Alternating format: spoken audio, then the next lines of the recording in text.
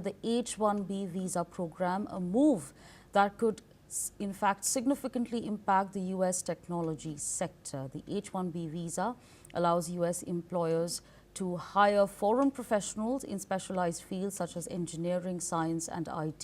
The United States issued 85,000 of these visas annually, with nearly 75% of them being awarded to Indian nationals. The new fee applies for each year of the visa's duration, which can be up to 6 years. The order takes effect Sunday and may be extended beyond its initial one-year term. The Department of Homeland Security has been granted authority to exempt certain individuals, companies or industries from the new fee, though exemptions criteria has not been put out. JP Morgan's Outside Immigration Council strongly advised H-1B visa holders inside the U.S. to remain in the country and avoid international travel until further notice.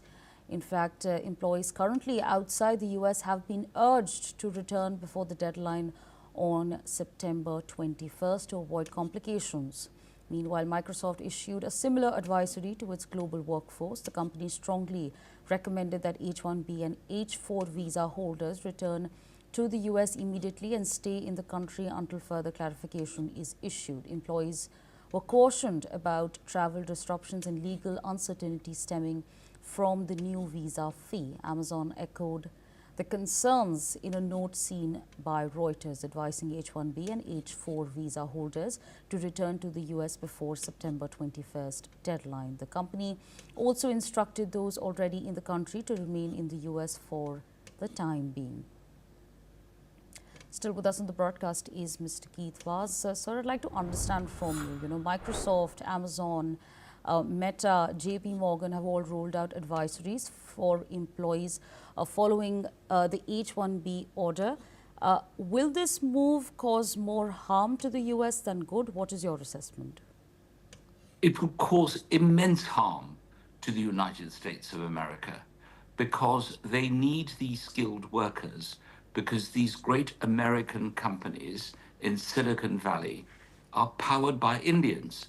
And therefore, the foreign nationals who have legitimately got their visas, these companies that have acted within the law, are now being given a deadline of a few hours, if you total it up, to try and tell their workers that they are going to have to leave. There are going to be no new visas. And if you don't stay in the country, if you're out, say you're visiting parents in Mumbai, you have to book your ticket and come back.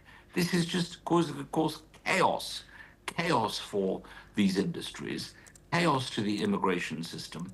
Anyone who's tried to go to America recently will know that the officers now ask even longer questions, and chaos, I'm afraid, to Indo-British relations. What is the message coming out of all this?